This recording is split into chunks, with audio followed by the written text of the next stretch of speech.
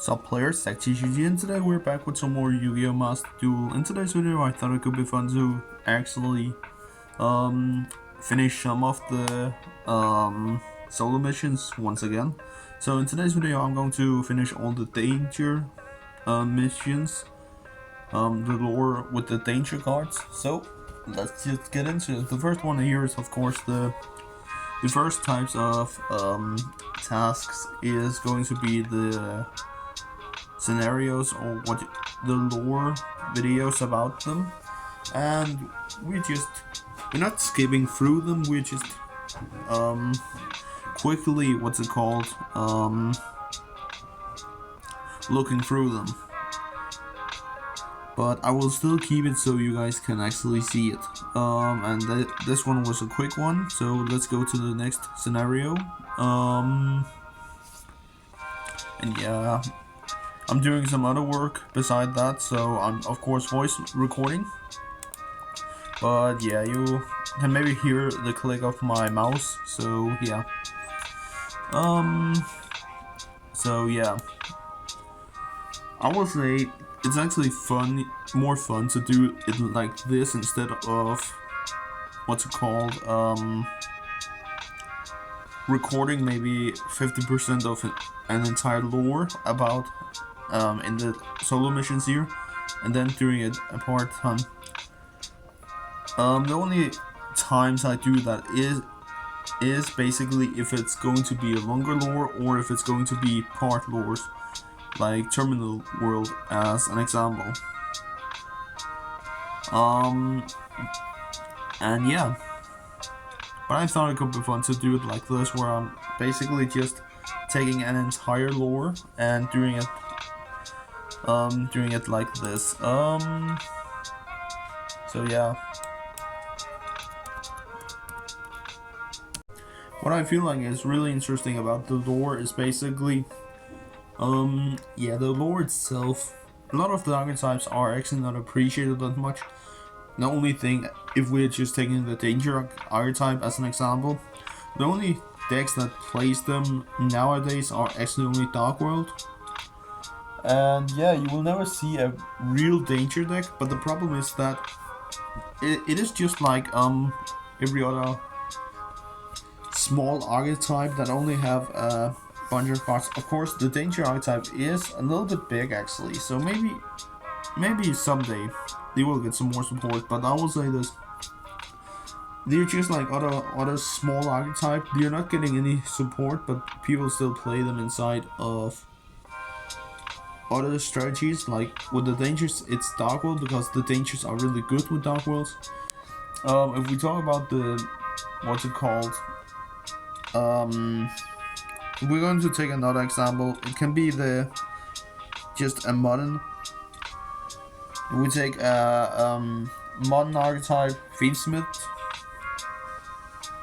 Fiendsmith have only seen plays in a small amount of decks. The biggest one is Duel. So yeah, and that is just an example. I know some people are playing it in purely. It's fine, I will say, but the problem with Fiendsmith and purely, now we're just getting on a side track, but I can just talk about it quickly. The problem with purely and Fiendsmith is basically that the extra deck will be too tight for that example. And that is just my opinion, because it is a good engine to run, but I feel like it is in the end unnecessary to run free Luri.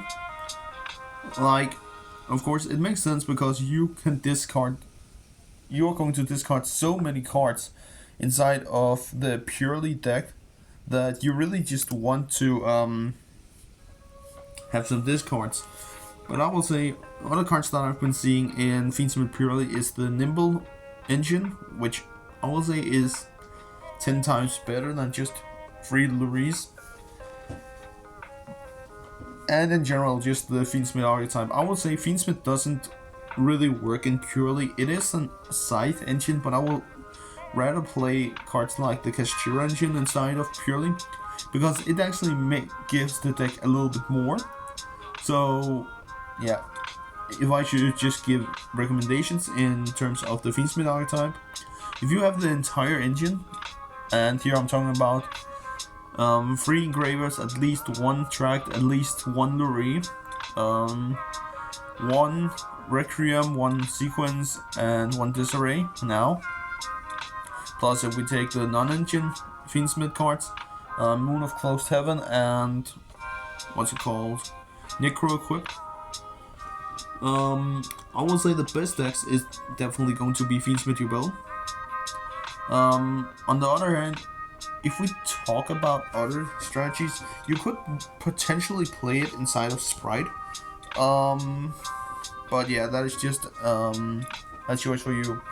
But I would say decks like Purely, it can play it, but the problem is that it will in the end just be stuck on a too tight extra deck. So I would rather be playing the Castor engine because it doesn't rely at all on the extra deck. You can play a perfect Purely extra deck and run the Castor archetype because that is just a side engine. And if you're going for the pure version, that's sometimes a little bit better. But with Castor you can actually play Dimension Shifter in the deck, which is really cool. Because Purely,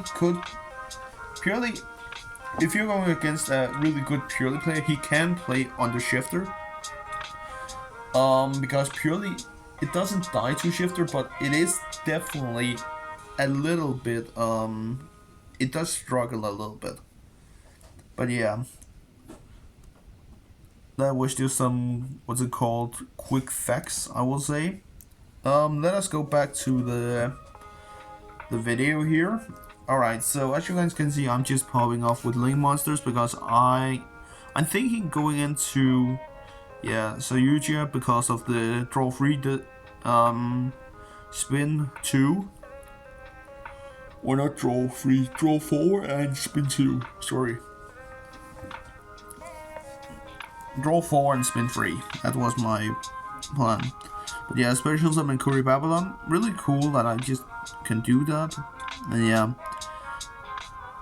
I have already battled, but yeah, with this, it's fine. Even though, no matter what board that they're on, I could basically just destroy it with Raigeki. I know that, of course, it will be protected with its effect, the Xyz monster. But it's fine, because we can still just summon out monsters. And activate Monster Reborn. Let us just bring back Danger Bigfoot, because why not? Big body to attack with. Alright, attacking there. That's fine. We're going to, just in case, do this. Tribute that. And yeah, attack for game with Bigfoot. Nothing crazy there. It's actually funny to think about. Whenever you're doing these solo missions in Master Duel, you're always going to outsmart the AI system in the end. Whoa, pretty bad. Pretty bad hand, I would say. Oh, I'm getting tired. Alright, so we're playing, what is this? A Thunder Dragon Danger? I guess that's an archetype. Alright, drawing a couple of cards.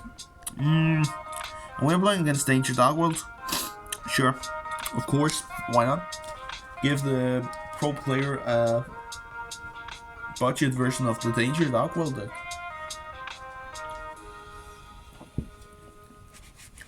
Now, I think we can win with the Thunder Dragons, because I can just go into Colossus and have a big boy buddy.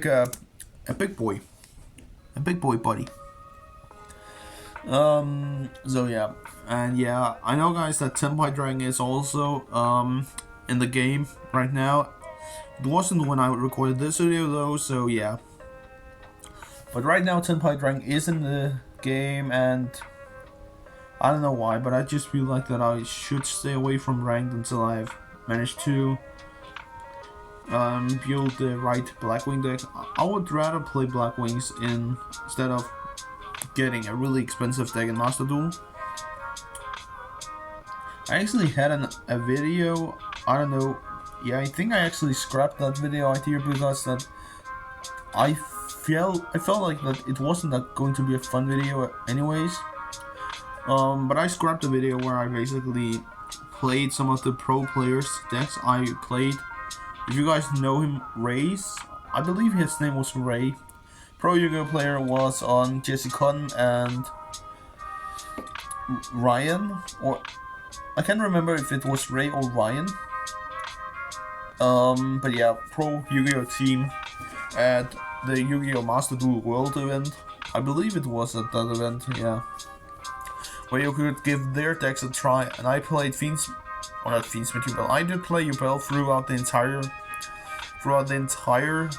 event time, because I thought, let me try Fiend, or I'm so used to Fiends with Yubel that I'm saying it in every term. Yubel doesn't exist anymore, it's always Fiends with Yubel. Which also reminds me of,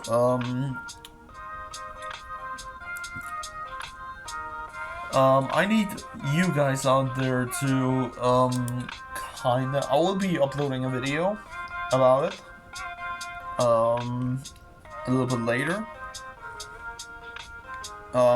because it's first time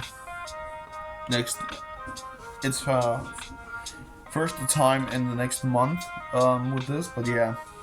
In this video where I'm going to regional and I'm going to talk about my expectations or what I'm expecting at the event. But yeah, let me quickly just give you all this scenario. And yeah, that was basically everything for this video, guys. I hope you enjoyed, and if you did, subscribe. Peace.